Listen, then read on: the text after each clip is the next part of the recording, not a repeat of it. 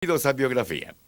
Escribió acerca de las jóvenes alocadas y filósofos, de lo bello y lo prohibido. En toda su obra, capturó la esencia de esa época frívola, sensacional y ominosa entre las guerras mundiales que fue conocida como la era del jazz.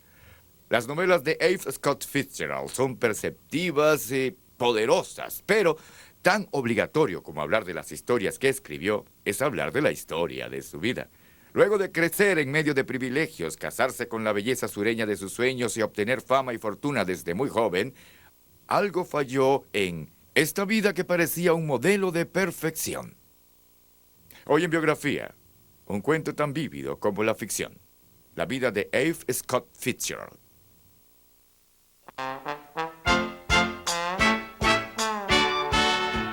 Scott y Zelda Fitzgerald, el afamado escritor y la hermosa sureña, fueron los rutilantes íconos de los estruendosos años 20. Ellos vivieron desenfrenadamente y fueron aclamados como el rey y la reina de la época del jazz. Pero los buenos tiempos no perdurarían. A los 40 años, Fitzgerald estaba alcoholizado. Sus libros ya no eran editados, su nombre había sido olvidado y su glamorosa vida atrapada en un asilo para enfermos mentales. El apogeo y caída de Fitzgerald fue dramático, chocante, pero como él mismo escribió una vez, denme un héroe y les escribiré una tragedia. Esta fue la historia de su vida, la historia de un gran soñador americano.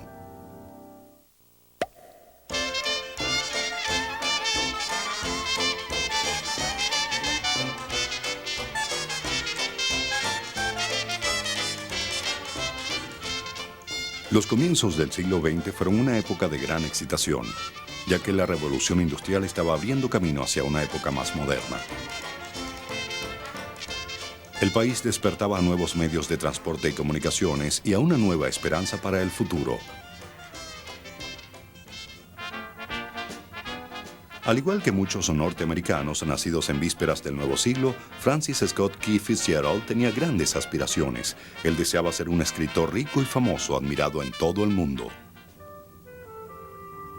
Esta era la meta del pequeño católico de origen irlandés que había nacido el 24 de septiembre de 1896 en un pequeño pueblito del medio oeste llamado St. Paul en Minnesota. Llamado Francis Scott Key como el autor del himno estadounidense The Star Spangled Banner, el pequeño Scott fue el orgullo de sus padres. El padre, Edward Fitzgerald, adoraba a su hijo y le enseñaba cómo actuar y vestirse como un caballero.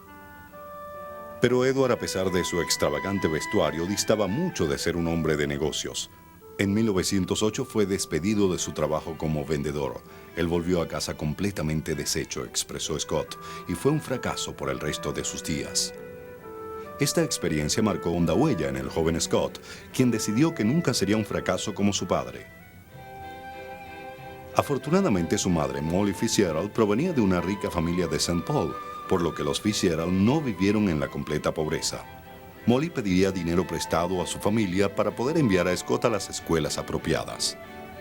Como era un chico pobre entre compañeros ricos, Scott siempre se sintió como un intruso, hasta que finalmente descubrió que poseía un don especial que le ayudaría a adaptarse.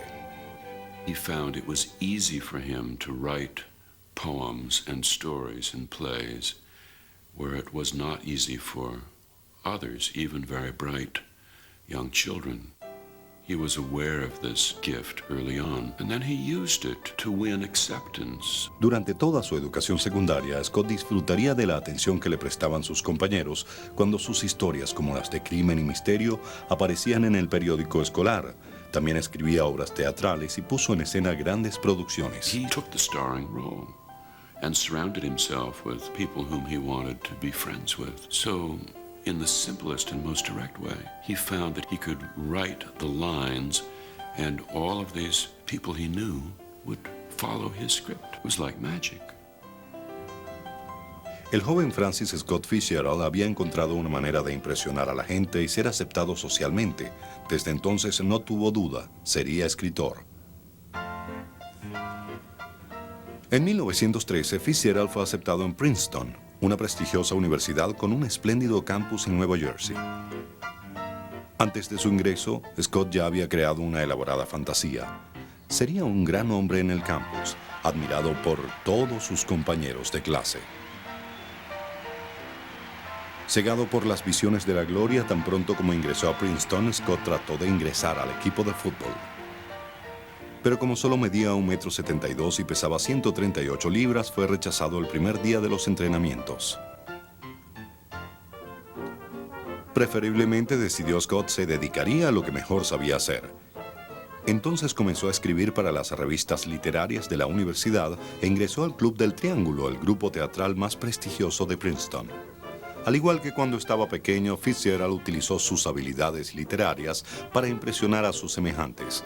Escribió las letras para las comedias musicales del grupo y se eligió a sí mismo como la estrella. Debido a que Princeton era una escuela solo para varones, estos tenían que interpretar papeles femeninos, pero pocos lucían tan hermosos vestidos de mujer como lo hizo Scott en esta foto publicitaria, que causó gran sensación cuando circuló por el campus.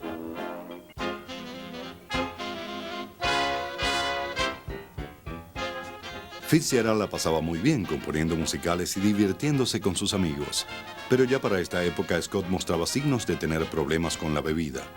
En su diario hay notas acerca de estar tan borracho que perdía el control.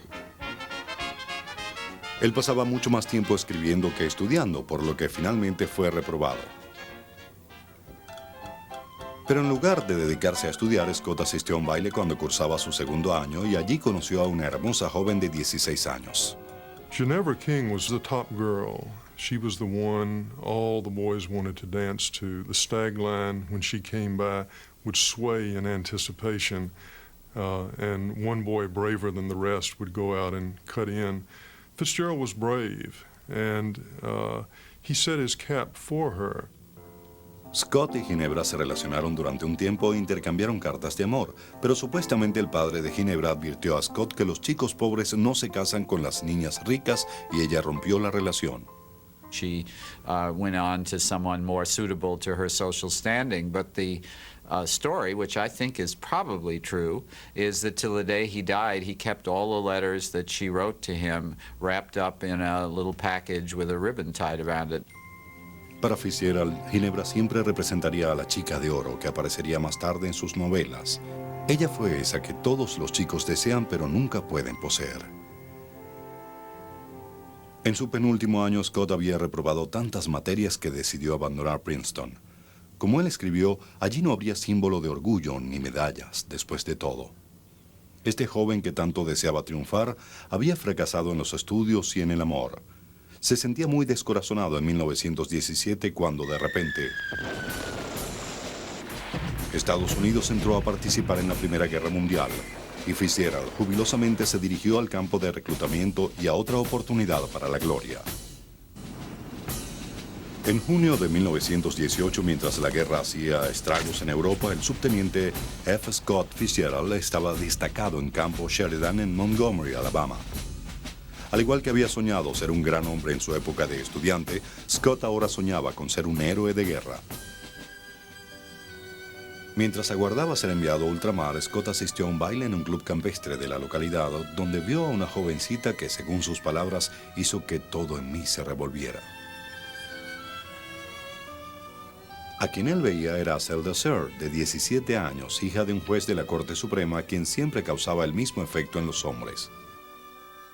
I don't think pictures of Zelda do her justice. I think she had an aura about her. I mean, that there was something about the way she dressed, something about the way she presented herself. The people who knew her all say that she was just a beautiful woman.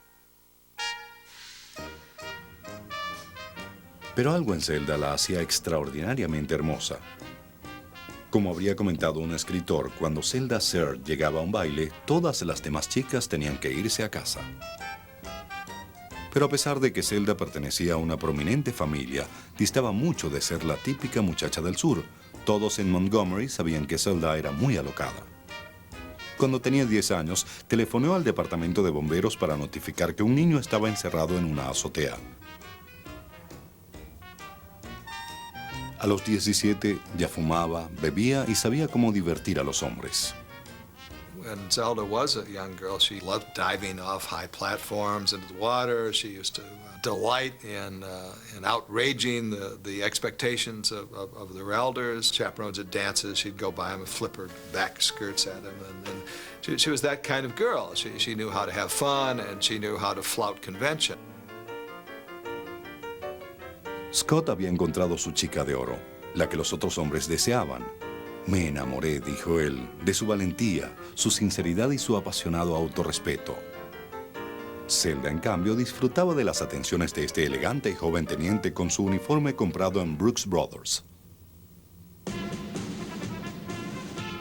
11 de noviembre de 1918, el regimiento de Fitzgerald estaba a punto de partir para Francia cuando se firmó el armisticio que puso fin a la guerra. Una vez más, Scott había perdido su momento de gloria. Él siempre consideraría esta falta de experiencia en combate como una de las grandes frustraciones de su vida. Cuando Scott fue dado de baja en la armada, propuso matrimonio a Zelda y tembló de emoción cuando ella aceptó. Pero antes de hacer su compromiso oficial, Scott necesitaba encontrar trabajo. Entonces se mudó para Nueva York, donde utilizó sus habilidades como escritor para obtener un empleo en una agencia de publicidad por $35 a la semana. Fitzgerald odiaba este trabajo, pero envió a Zelda un efusivo telegrama. Amada mía, ambición, entusiasmo y confianza. Creo que todo es glorioso. Estoy en la tierra de la ambición y el éxito, y tengo la esperanza de que estarás conmigo pronto. Pero Zelda tenía otros pensamientos. $35 semanales no serían suficientes para el estilo de vida que ella deseaba. Entonces, en junio de 1919, ella rompió el compromiso. Fitzgerald estaba tan devastado que bebió sin parar durante 3 semanas, hasta que finalmente, en un último esfuerzo por recuperar a Zelda, regresó a casa de sus padres en St. Paul y comenzó a trabajar en un libro que había comenzado a idear en la universidad. He moved into the 3rd floor spare bedroom of his parents' row house on Summit Avenue. He lived on nothing. He had no money. He borrowed a little here and there to buy cigarettes, and he pinned the chapters of his novel to the curtains of the bedroom, and he rewrote it in great bursts of 16-hour days.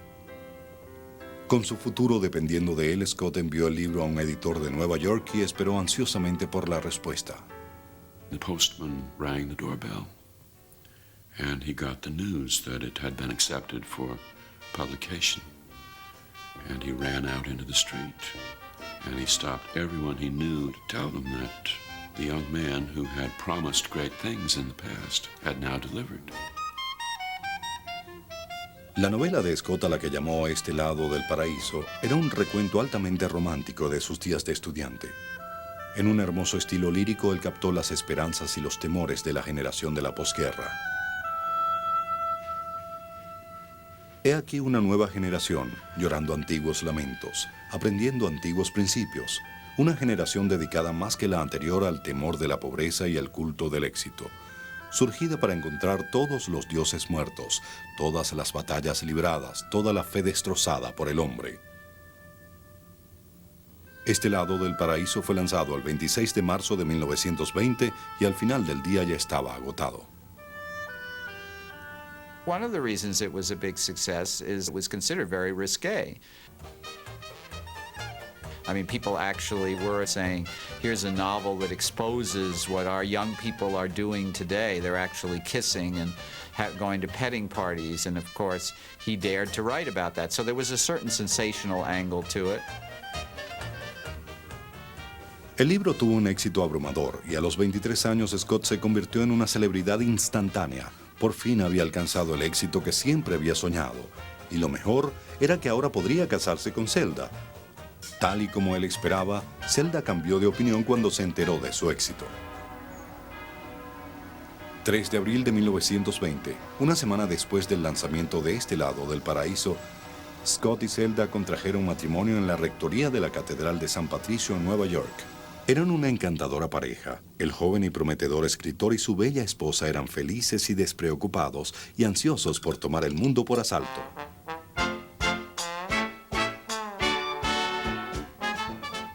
América llevaba un ritmo vertiginoso y también los Fitzgerald. Esta época fue de extravagancia y desenfreno. Scott la llamó Era del Jazz y fue aclamado como su rey. Y Zelda fue coronada como la reina de las flappers, o chicas alocadas y despreocupadas de la época.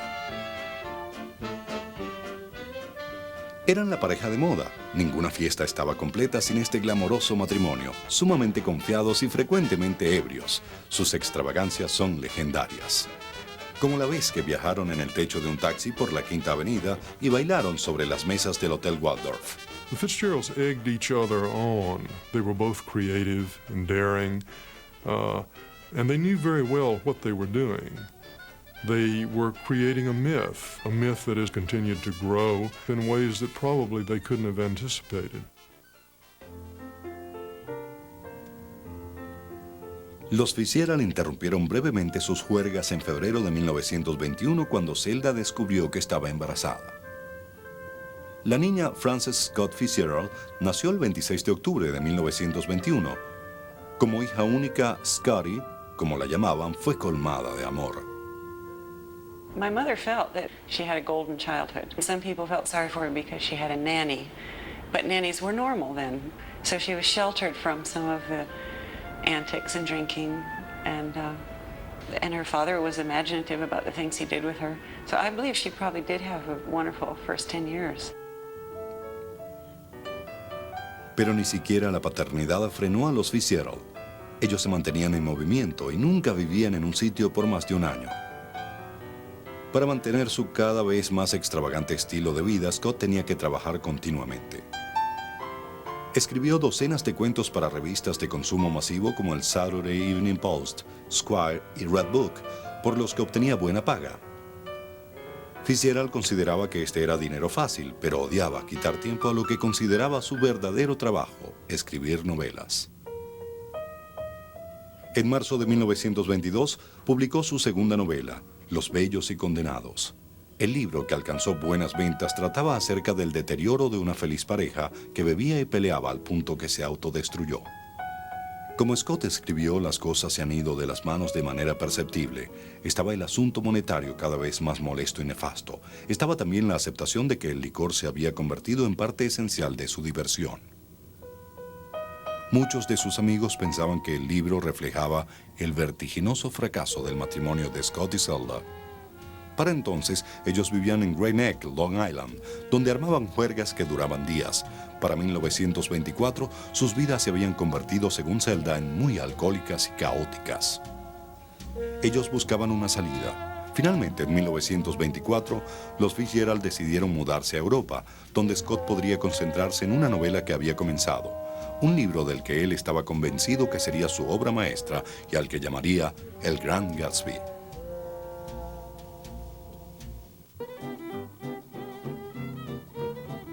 La Riviera Francesa en los años 20 era refugio de una rutilante multitud de artistas y escritores. Una generación perdida de exiliados norteamericanos escapando de la prohibición y disfrutando de un lugar en el que el dólar era fuerte y la vida era fácil. Scott y Zelda, aquí en la Riviera, rápidamente se pusieron al día en su nuevo entorno social. Dos de sus amigos más íntimos eran Gerald y Sarah Murphy, una elegante pareja norteamericana que conocía a todo el mundo, desde Pablo Picasso hasta Cole Porter. La hija de los Murphy, Honoria, tenía 8 años cuando conoció a Zelda y Scott. They were always great fun. We would look forward to their coming for dinner because I couldn't wait to see what Zelda would be wearing. She was always very cheerful and gay. She might get up on a table and start dancing. Apparently she did in a nightclub. She got carried away. Los Fitzgerald frecuentemente estaban fuera de control, como la vez que Scott se emborrachó en la casa de los Murphy y comenzó a lanzar unos costosos vasos de cristal contra el muro del jardín. Mother was quite upset, and my father said, "This won't go on, this will not do. You may leave, Scott, and not come back for 3 weeks." But my mother and father never really got furious, you know. They just got exasperated. And they would worry about his drinking, of course, because they were so fond of them. En julio de 1924, Fitzgerald finalmente se serenó y comenzó a trabajar en serio con el Gran Gatsby. Este proceso le llevó mucho tiempo, Pero cada vez que Scott trabajaba en una novela, escribía muchos bosquejos de cada capítulo. If you read Fitzgerald's writing, you get the sense that he wrote in the same way that the birds sing, that it came to him very naturally, and that's not true.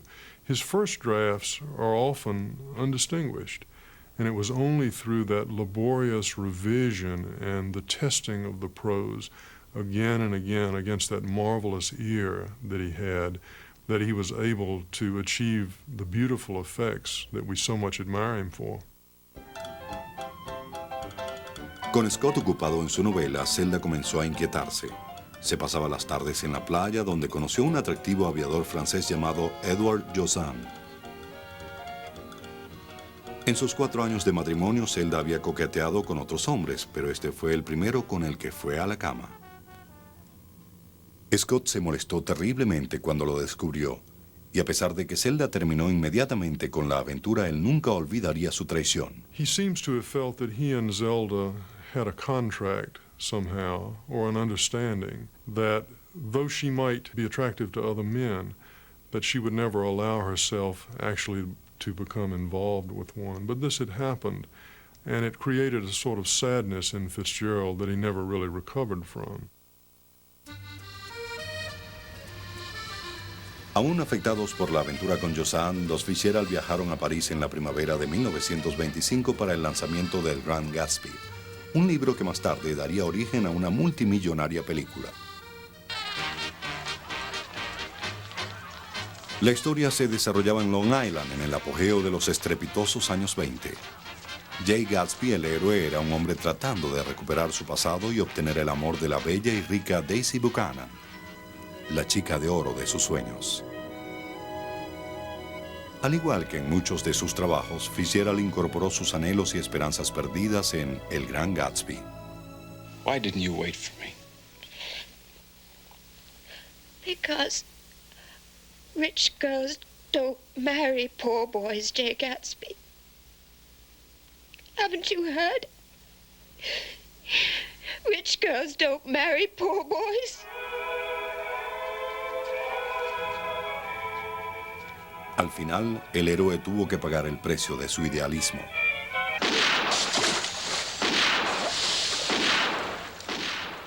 La realidad no se correspondería con las fantasías de Gatsby.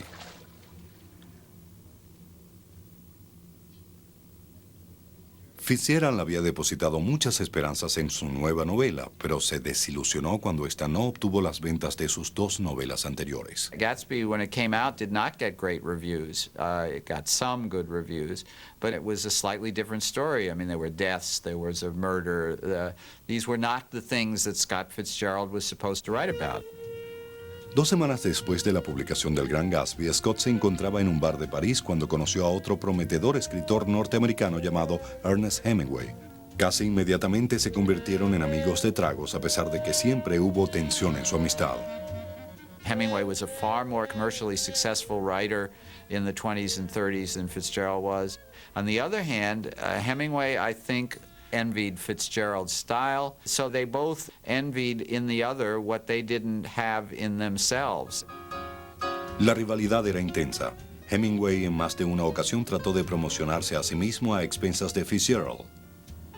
Como en aquella ocasión en que Hemingway, durante un almuerzo con su editor y otra escritora llamada Mary Colum, comenzó a hablar acerca de su fascinación por la gente rica. He said, "The rich are different from you and me." And Mary Colum said wittily, "Yes, they have more money." And everyone laughed at this put-down.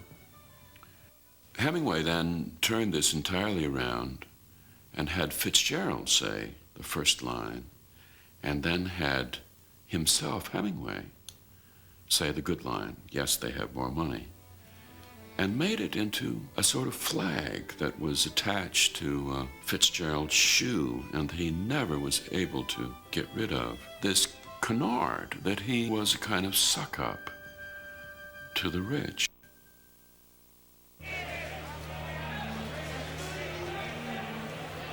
...29 de octubre de 1929, la bolsa de valores norteamericana quebró, provocando el final de los vertiginosos años 20. La era del jazz de Scott había terminado y él y Zelda entraron en la peor etapa de su vida. Para Scott, los años siguientes fueron una horrible pesadilla, mientras observaba cómo Zelda perdía el juicio lentamente. Los problemas se iniciaron cuando ella decidió a los 28 años que quería bailar ballet profesionalmente. Practicaba durante horas, hasta que finalmente fue hospitalizada debido a un agotamiento nervioso. Luego de ser dada de alta, el estado mental de Zelda continuó deteriorándose. Su comportamiento era cada vez más irracional, alcanzando la crisis máxima un día que tomó el volante mientras Scott conducía y trató de llevar el auto hasta un despeñadero. En esa ocasión, los médicos le diagnosticaron esquizofrenia. Durante los siguientes 6 años, Scott llevaría a su esposa a una serie de clínicas buscando desesperadamente una cura. Initially, he probably didn't know how to react. He didn't know what to do. During the first period of her troubles, we see them groping around, trying to find the best treatment for her. But as the years went on, I think he came to understand that she would never entirely be well or whole again. Algunos opinarían más tarde que Zelda era solamente excéntrica. No del todo opinaría Scotty, quien visitó a su madre en los sanatorios. My mother said the first day of visiting Zelda would be lucid and fun, and Zelda would be. And then within a day or two, Zelda would get vague, and a kind of veil would come between them. And my mother witnessed firsthand that Zelda was truly schizophrenic. There are revisionists now who'd like to think that Zelda was misdiagnosed, but my mother said, but she was crazy. Durante este difícil periodo, Scott trataba de escribir su cuarta novela, Tierna es la noche, un libro que tardó 9 años en ser escrito y que fue revisado 17 veces. Con la versión final se realizó una película en 1962. La historia trataba acerca de un psiquiatra llamado Dick Diver, quien se casa con una de sus pacientes, la rica pero mentalmente perturbada Nicole. La versatilidad de la locura, escribió Scott, es semejante a la habilidad del agua de escurrirse fuera de una represa. Se requiere de muchas personas para contenerla.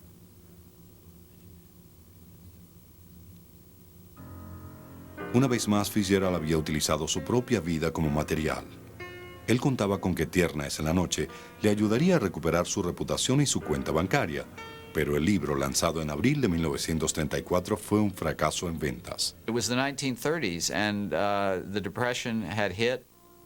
People weren't interested so much in hearing about people having parties and going to the Riviera because most of them couldn't even get a square meal. And so in many ways, the subject matter was a little outdated.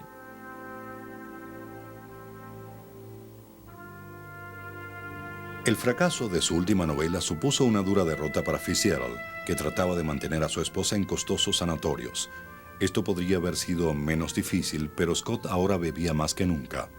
Se dijo que consumía 30 botellas de cerveza o 1/4 de litro de ginebra al día. He was an alcoholic who would go for long periods drinking very carefully, would go for long, dry periods, and then was capable of binges of drinking that he was helpless to bring to an end. Drinking, that is, that continued until the man had to be taken to a hospital when he was no longer sensate. Aún bajo esta depresión, Fitzgerald utilizó su dolor como inspiración y continuó reflejando su propia vida en sus obras. En 1936 escribió El colapso, un asombroso relato en 3 partes que fue publicado en la revista Esquire y en el que le anunciaba al mundo que estaba emocionalmente arruinado. Mi vida parecía una confusión sin esperanzas, escribió Scott, y el problema era que yo no quería que mejorara. Todo había dejado de importarme completamente. Esta confesión pública dañó la reputación de Scott, pero el golpe final vendría el día de su cumpleaños número 40, el 25 de septiembre de 1936, cuando el New York Post publicó un reportaje de primera página en la que lo describían como un patético pasado de moda que había malbaratado su talento. Justo cuando llegó al fondo, Fitzgerald obtuvo una oferta de la Metro-Goldwyn-Mayer para trabajar como guionista. Con renovadas esperanzas partió hacia la costa oeste en el verano de 1937, listo para enfrentarse a Hollywood.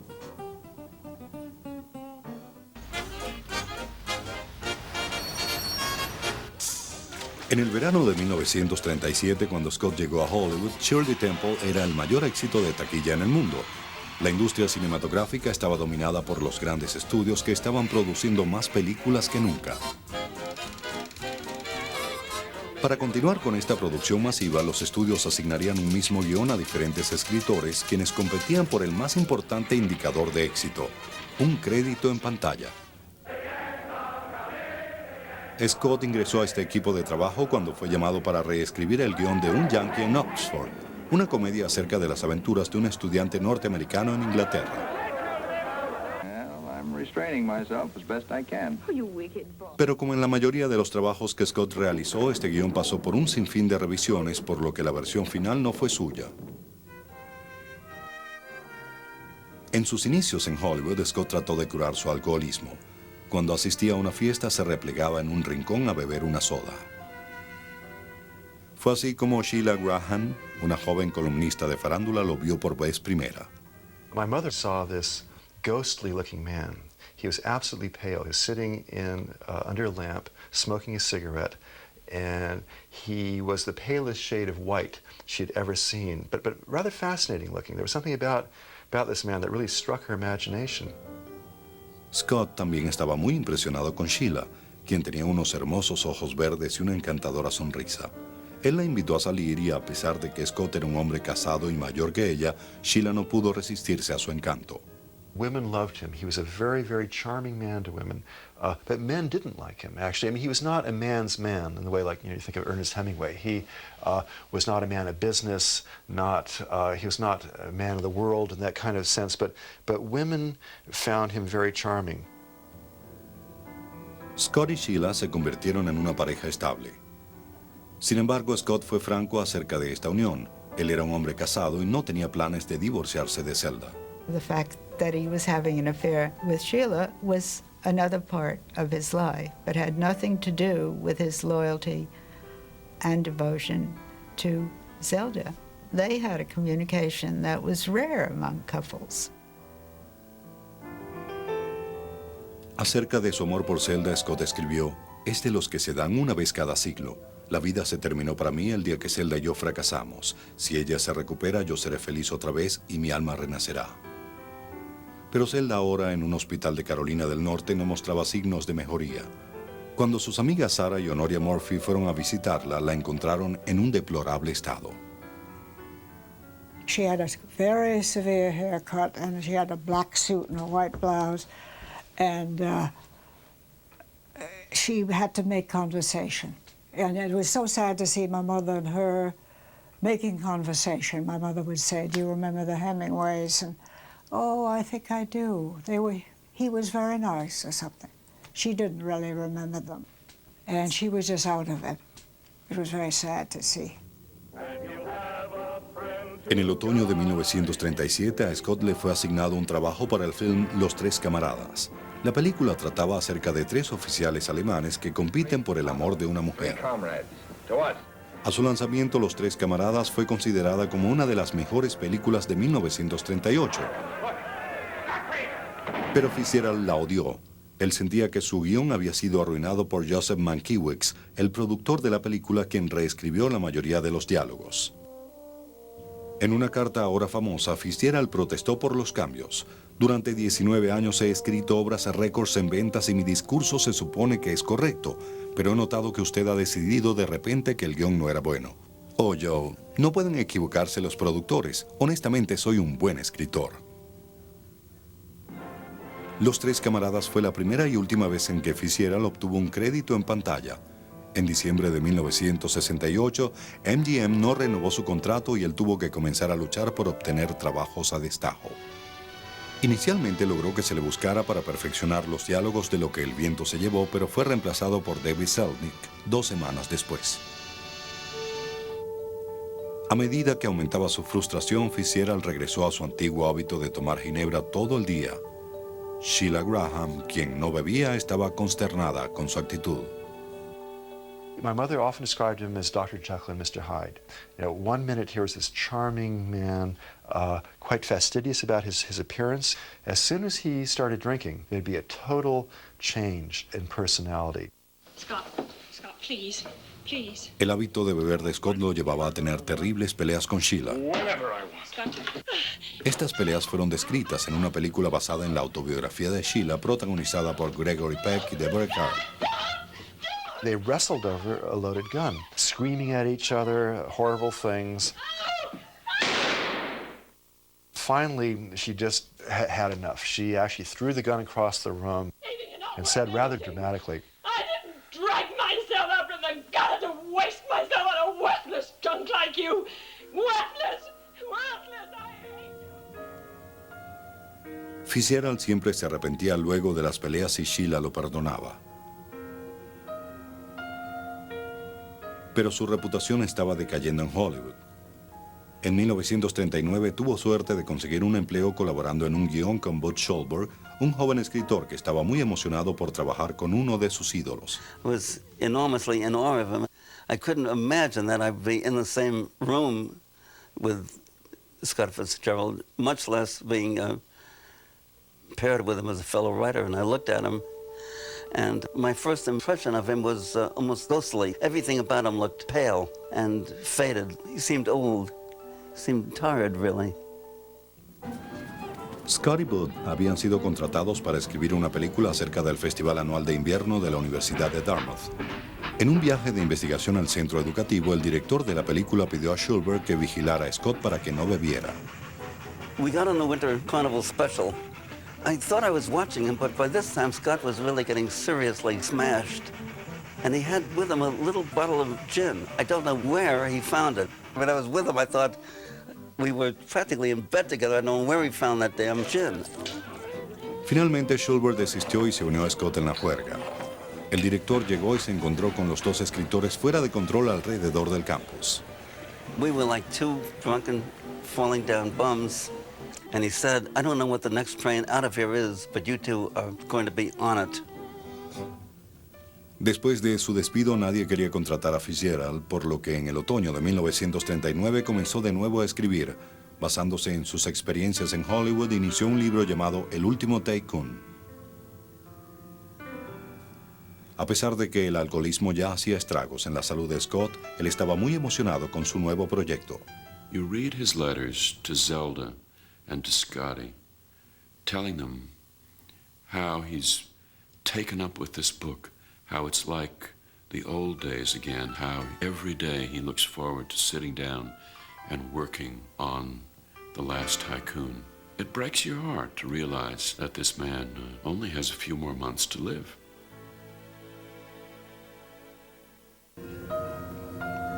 Para octubre de 1939, Fitzgerald se encontraba muy concentrado escribiendo El último Tycoon. Luego de sus experiencias en Hollywood, estaba feliz de volver a escribir novelas. Pero a los 44 años, Scott no se encontraba saludable. Durante años había abusado de su organismo. En noviembre sufrió un leve ataque al corazón que lo asustó tanto que decidió dejar de beber. Debido a este incidente, Scott puso todo su empeño en terminar a tiempo su novela. 1 de diciembre de 1940, Scott pasó la tarde con Sheila Graham escuchando música clásica. He suddenly stood up from the chair and grabbed the mantelpiece and collapsed on the floor. And my mother just rushed to him and thought that he'd fainted. Pero el problema era aún más serio. Scott había sufrido un infarto fulminante. The door was open, and there he was sprawled on the floor. I didn't know what happened. I thought he had fainted, moved closer, and realized he was dead, and it was an absolute shock. Francis Scott Fitzgerald, el hombre que se convirtió en símbolo de la era del jazz en su juventud, había muerto a la temprana edad de 44 años. Su muerte fue un terrible golpe para su familia y amigos. Zelda called because she wanted to talk to somebody who had been there so that she could believe that he was dead. And that was terribly sad. 27 de diciembre de 1940, Scott Fitzgerald fue sepultado en el cementerio de Rockville, en Maryland, donde había vivido su familia paterna. Poca gente asistió al funeral, pero no Zelda, quien estaba demasiado quebrantada para viajar.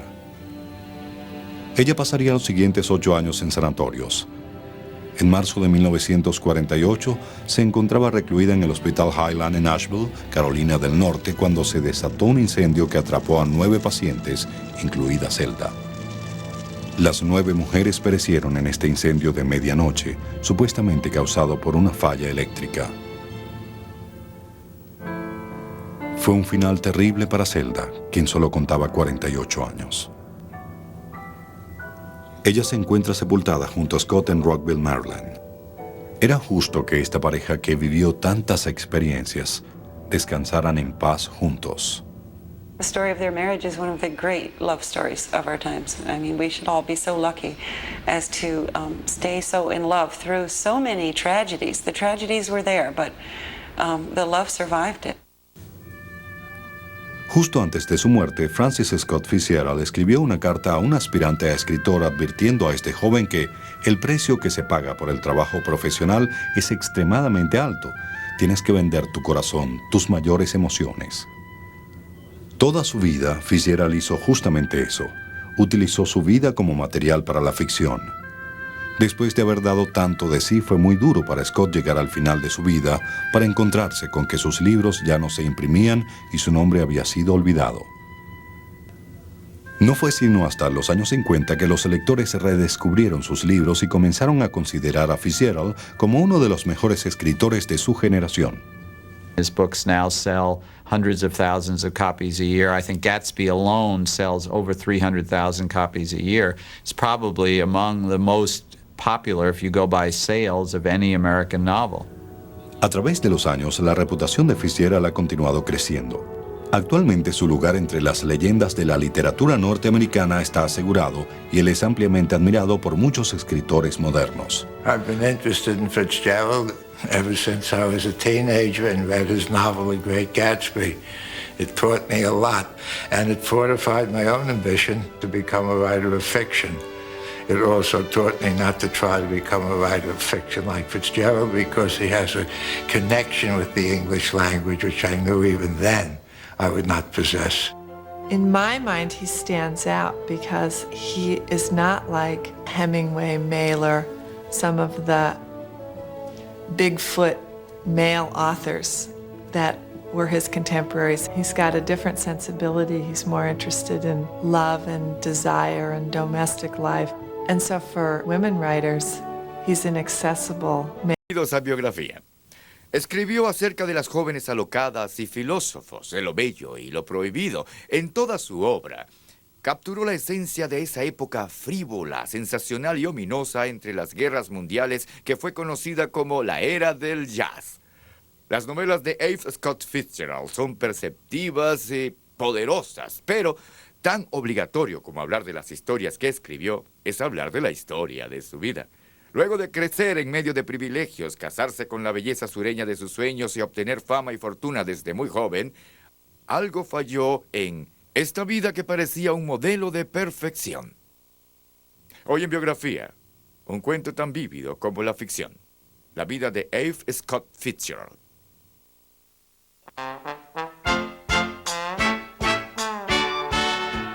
Scott y Zelda Fitzgerald, el afamado escritor y la hermosa sureña, fueron los rutilantes íconos de los estruendosos años 20.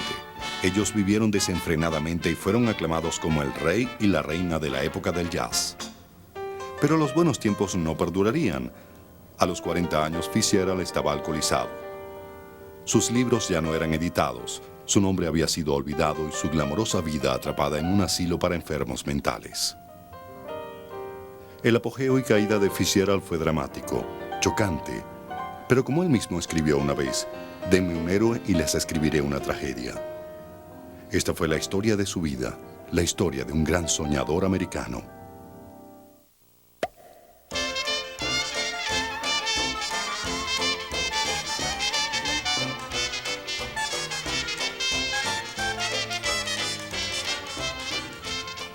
Los comienzos del siglo XX fueron una época de gran excitación, ya que la revolución industrial estaba abriendo camino hacia una época más moderna. El país despertaba a nuevos medios de transporte y comunicaciones y a una nueva esperanza para el futuro. Al igual que muchos norteamericanos nacidos en vísperas del nuevo siglo, Francis Scott Key Fitzgerald tenía grandes aspiraciones. Él deseaba ser un escritor rico y famoso. Pero Scott Fitzgerald escribió con tal percepción y sensibilidad que captó algo imperecedero del alma humana. Es por eso que después de que los frívolos ecos de la era del jazz se han apagado, las novelas de Fitzgerald aún nos persiguen. Para Biografía, soy Jack Perkins. Nos vemos en la próxima.